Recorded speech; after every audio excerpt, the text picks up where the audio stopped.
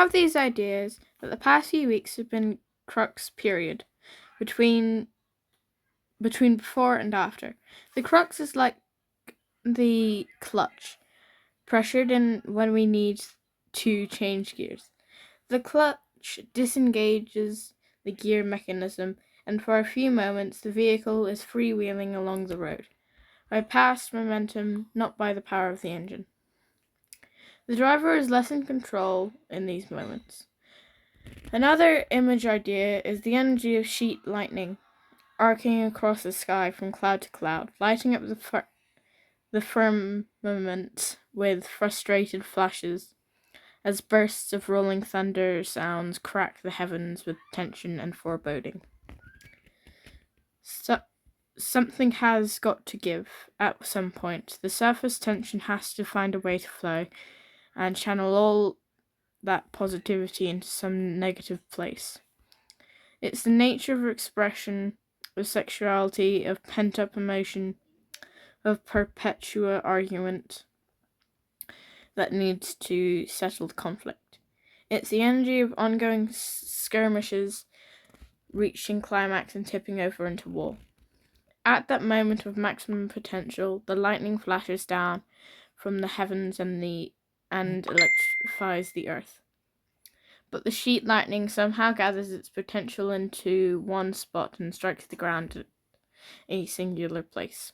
The negative polarity reaches up and draws the positive polarity down, as then two becomes one.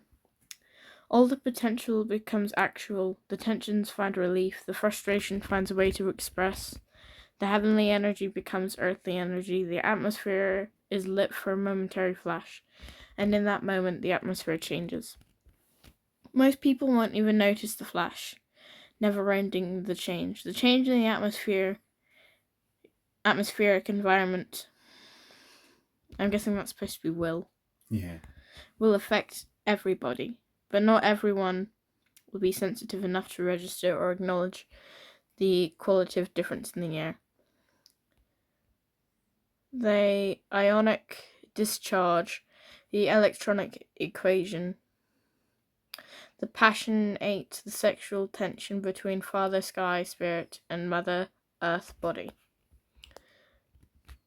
But even though the humans mostly don't have the sensitivity to feel the difference, the storm goes on about its business as the transaction occurs.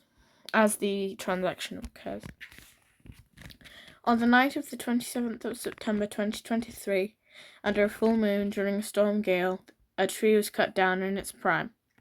It's a mystery, a mist tree.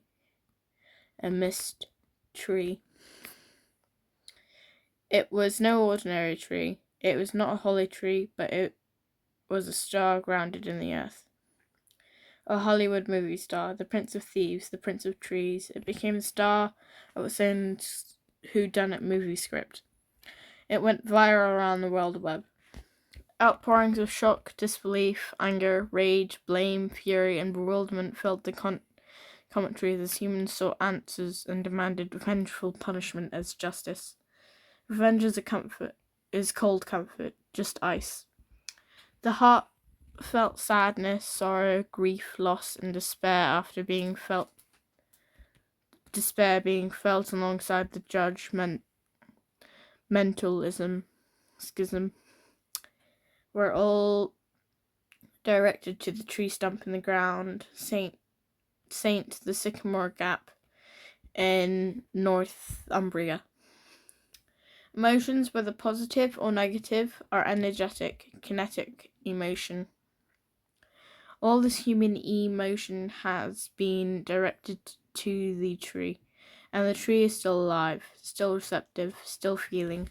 In fact, quite naturally, the tree is healing. It will grow new roots in the early spring, grow new shoots in the early spring. Sap rises towards the equinox. In nature cycles to which most humans have lost touch. There was a lot of pent-up frustration and rage flying around, which found a place at which to point its finger and project like like striking a match. The chemical charges flamed and blazed for about 3 days, and then the outcry subsided. I guess that blaming a 16-year-old boy wasn't sufficient to sustain the flames of fury. How different it would have been if the tree had merely been struck by lightning. But the truth is that it was people's memories that were chopped down. People were grieving the symbol of the iconic tree, not the tree itself. It was the loss of a memory that people were grieved about. The iconic image was attacked. The fondness of the human memory was attacked.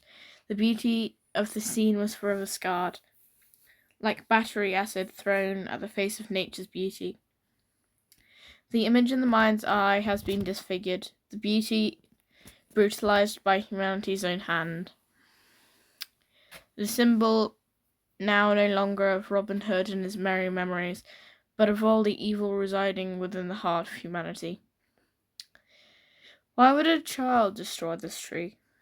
Why would a child so pathologically cut off from love, so filled with the determination to destroy such a magical gathering place of pilgrims? Why choose this place?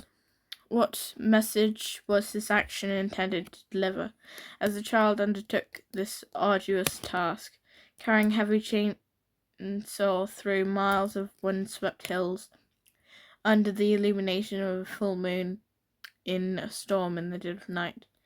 And if the boy is merely an apprentice, or likely not to blame at all, what sort of mind conceives of and carries out such an atrocity? What is wrong with humanity? I find the answers lie in the story of Genesis. There are parallels between the story, Sycamore Gap Tree, and the scenes that are described around the tree of knowledge of God and of evil, of good, not God. The fall of the human race, away from God's grace, to be outcast from innocence and made to know responsibility for our actions and the consequences of our actions. What is the story of the Sycamore Gap Tree trying to tell? Art by Be Born Free, drawn while I was writing this.